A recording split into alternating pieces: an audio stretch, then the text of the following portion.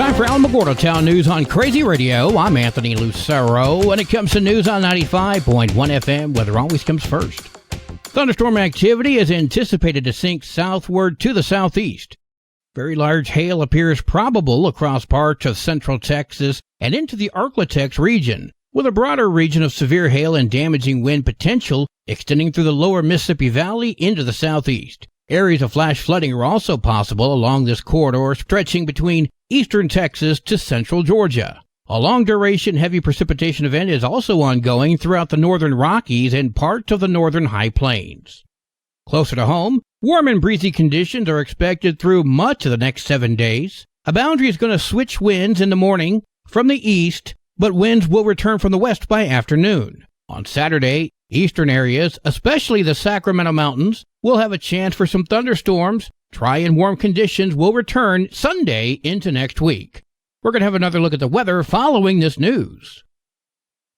The City of Alamogordo street maintenance crews will prep and lay hot mix asphalt on North Florida Avenue between 4th and 5th and between 9th and 10th today, and that'll be between the hours of 7 and 2. During this time, the 400 and 900 blocks of North Florida Avenue will be closed and drivers will be detoured.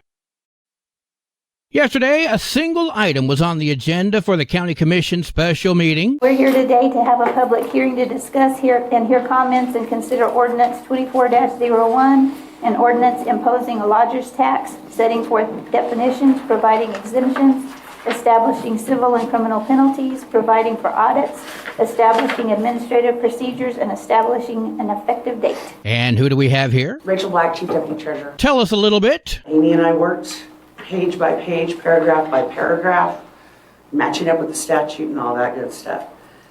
I don't like the fact that in the ordinance it doesn't have a specific person, I guess, that would be facilitating the program.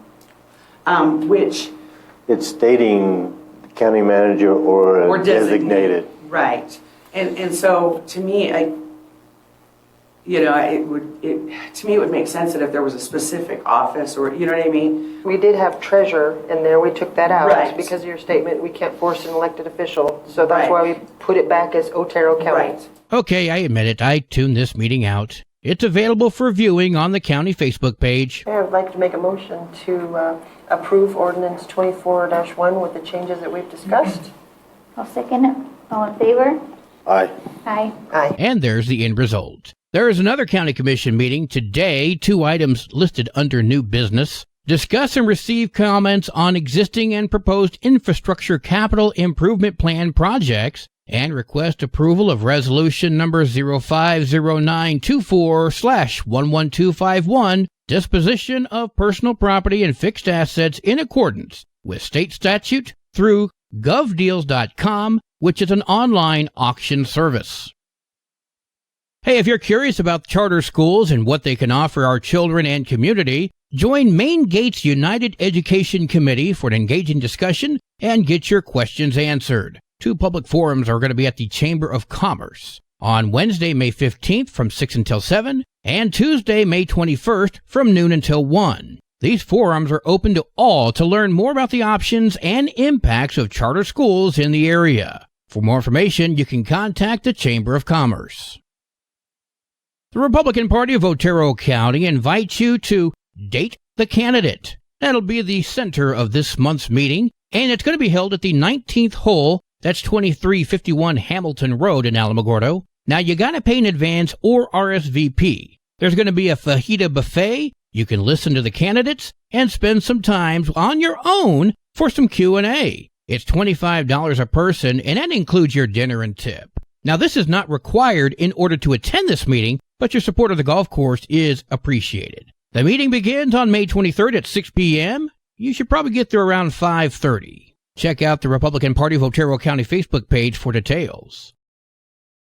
A canning workshop will be offered on May 30th. I spoke with Kelly Knight of the Otero County Extension Service. We talk specifically about jams and jellies, how to have a successful gel in our jams or jellies so that we can enjoy them when they're done and they're not more like a syrup but an actual gelled product. And then after we do about an hour in the classroom, we transition to our kitchen where we divide into small groups, and each group has an opportunity to do hands-on recipe preparation. And so we do different fruit products, like we might do a blueberry recipe or a strawberry recipe, so everybody has that hands-on experience from beginning to end preparing a jam or jelly in a jar. Participants must be 18 years or older to attend. Space is limited and pre-registration is required in order to reserve your seat. The supply fee is $10. Information is available by calling 575-437-0231.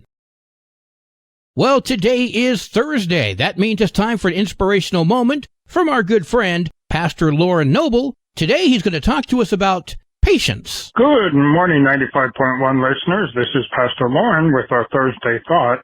I've been reflecting recently about an area of my life that can use some work. That would be patience. I'm not going to pray for patience, however, for fear I would be praying and praying and praying and praying and praying. However, I guess I could say that my brain is not wired to wait.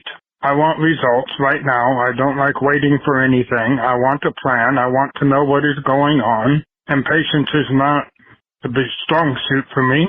And then also see it in that I want people to be on time and to do their work and to just do what they're supposed to. I do not have patience for picking up the slack, as the saying goes, even if they are mentally slow, and I have one that is, that I work with. And I want to know what is happening, and I'm the type of person that I'm going to be like, come on, let's get going now, hop, hop, hop, let's get moving, because I'm just not a very patient person, and I know I need work in that area, and I don't know if I will ever master that. Of course, I probably would have to work on that much more than I presently do, but I just don't foresee me ever becoming a very patient person under most circumstances.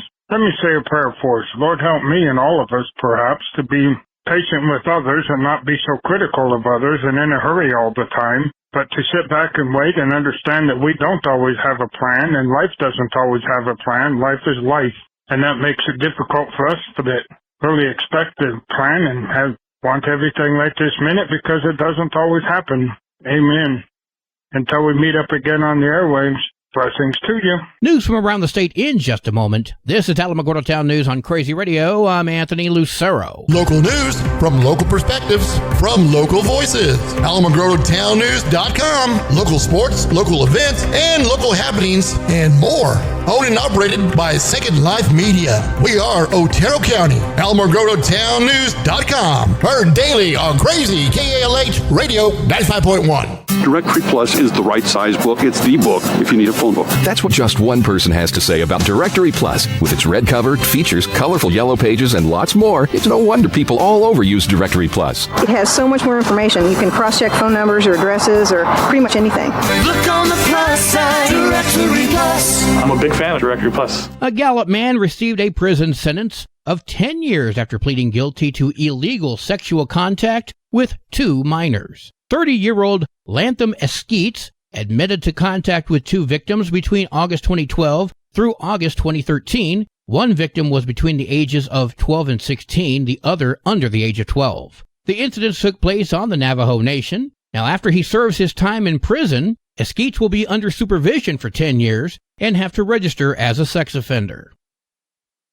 An Albuquerque therapist, 33-year-old licensed mental health clinician Krishna Vemalapalli, is in jail after touching a patient in a very inappropriate manner. After being touched inappropriately, the patient recorded her next session on her Apple Watch and got Vemalapalli to admit to touching her. The therapist commented on her developing body and admitted to touching her leg and thigh, along with touching her buttocks. He then offered free sessions if she didn't tell anyone that he touched her. Vemalapalli is in the Bernalillo County Jail facing multiple charges of sexual contact with a minor, as well as bribery of a witness. He's going to remain in jail until at least a judge can decide if he'll stay there until trial. Bernalillo County District Attorney Sam Bregman commented outside the courthouse. It takes dedication and leadership like we see here today to work together and do everything we can to make sure that children and families are safe. The teen has been seeing this therapist since she was 11, which was 4 years ago. But she told her parents and police he didn't start touching her until this past summer. An Albuquerque charter school executive director has been charged with threatening a student, and he made his first appearance in court yesterday. Richard Perea turned himself into police on Monday and now faces 3 felony charges: child abuse, aggravated battery, and assault. According to the sheriff's report, this administrator at the school held an open box cutter to a child's neck at South Valley Academy. The 17-year-old student was suspected of vaping in the bathroom and was subsequently sent to Perea's office, where the student was instructed to empty his pockets. Perea found a box cutter on the student and told him he couldn't have it at school. He then instructed the student to stand up. That's when Perea allegedly said, "I'm going to show you what a Chicano man does," and then held the box cutter to the student's neck. The state filed motion for preventative detention in order to hold Perea until trial. Perea's attorney, Jason Bowles, disagreed with that motion. This is a very unfortunate situation, and I think these motions get filed in cases they shouldn't be filed in. Mr. Perea is a 30-year educator, has no criminal history of any type. Perea's preventative detention hearing will be held today. South Valley Academy reports that Perea is on administrative leave. Early voting in the 2024 New Mexico primary election began yesterday. Many voters may be confused, especially since voting districts changed in 2021. For those who are not sure what or who is on their ballot, the League of Women Voters has released an online searchable voter guide. It will show you what's actually on your ballot. Then you can click on each of those races and see the candidates that are running. Karen Wentworth, the vice president with the League's Central New Mexico chapter, speaking with KUNM. She said that voters can also read the responses of candidates who filled out the organization's questionnaire. What we're trying to offer is an unfiltered way where candidates can speak to voters, and so you get an idea of what they're thinking, how they phrase it. That website is located at vote411.org.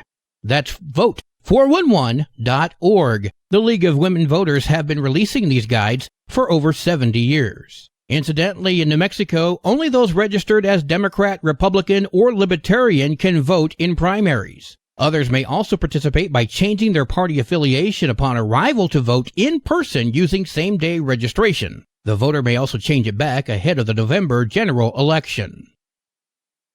Yesterday, Las Cruces City Council voted to table a resolution which called for a permanent ceasefire in Palestine. When I heard today that what you were thinking of discussing, such a divisive issue, you're discussing that issue that has nothing to do with the city of Las Cruces. City Council members voted 4-2 to remove the item from the agenda. Pro-Palestinian protesters were upset with this decision. Most of the group left the courtroom, but not before calling City Council members cowards for not moving forward with the vote. I feel ashamed of my City Council. I'm embarrassed to call myself a Las Crucean, and I can't wait to get these people out of office. Following the decision, hostilities in Israel continued. When asked about the decision, a Hamas spokesman asked, "Where the hell is Las Cruces?"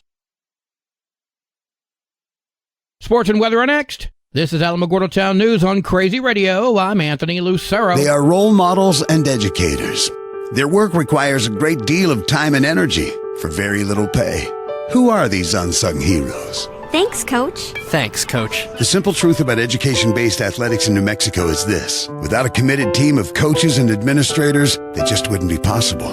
School sports, they bring out the best in all of us. This message presented by the New Mexico Activities Association and the New Mexico Athletic Directors Association. 8 games scheduled today for New Mexico softball, including Tularosa at Ruidoso. Wow. Go, Lady Cats!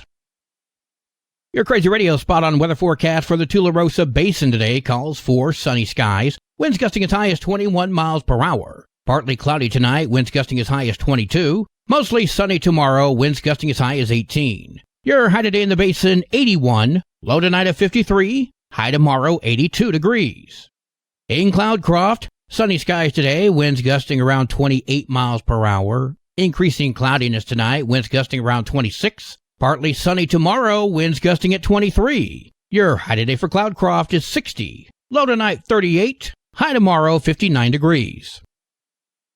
Local breaking news can be found on our website, alamogordotownnews.com. And learn more about Crazy Radio by visiting KALHradio.org. Also, check out the Crazy KALH Radio YouTube channel. That's where we post our daily newscasts, complete interviews, and other information which concerns everyone in the Tularosa Basin. Be sure to give this video a like and subscribe to our channel if you've not done so already. That way you too can remain informed of the goings-on in the Tularosa Basin. Well, that concludes this Thursday edition of Alamogordo Town News on Crazy Radio. I'm Anthony Lucero.